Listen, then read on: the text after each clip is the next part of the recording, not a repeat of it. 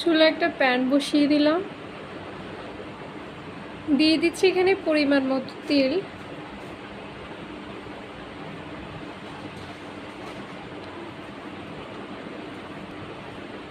তেলটা গরম হয়ে গেছে, আমি এখানে দিয়ে দিচ্ছি কিছু তেজপাতা, শুকনো মরিচ, আর দিয়ে দিয়েছি পেঁয়াজ।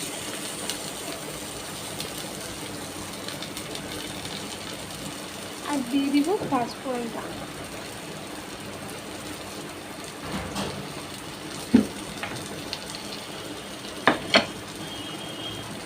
ভালো করে এগুলোকে নেড়ে ভেজে দেবো।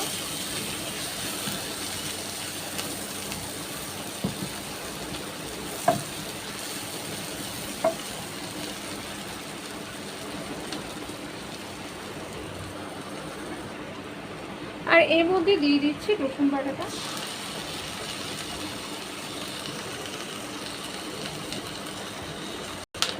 তারপরে দিয়ে দিচ্ছি এখানে স্বাদ মতো লবণ। লবণটা কিন্তু আরেকটু দিতে হবে। তারপরে দিয়ে দিচ্ছি এখানে কিছু হলুদ গুঁড়া, মরিচ গুঁড়া। মরিচের পরিমাণ একটু কম করে দিয়েছি আমি। তারপরে দিয়ে দিয়েছি একটা স্বাদ বাড়ানোর জন্য একটা ম্যাজিক মশলা।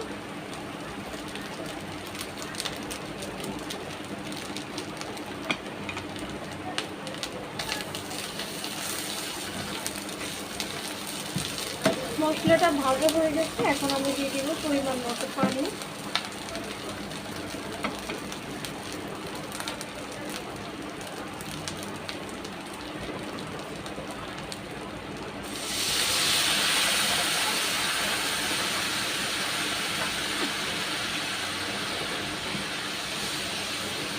পানিটা দিয়ে এবার কিছুক্ষণ নিয়ে মশলাটা কষিয়ে নেব।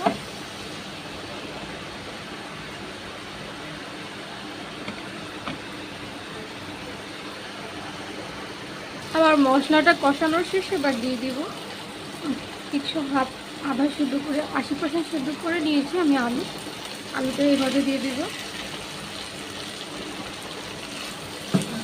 ভালো করে নেড়ে তারপরে দেন আমি কষানোর পানিটা দিয়ে দেবো। আলুর সাথে যেহেতু আগেই সেদ্ধ করা, তো এখানে তেমন একটা বেশি পানি না দেওয়া ভালো। আমি এখানে একটু নেড়েছি, হালকা একটু পানি দিয়ে এটাকে কষিয়ে উঠিয়ে নেব।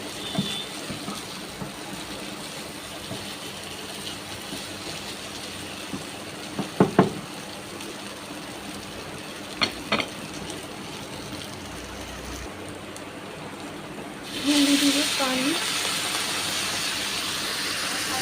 দেখা যায় পরে আর কি বয়স দেন। হ্যাঁ, সিস্টেম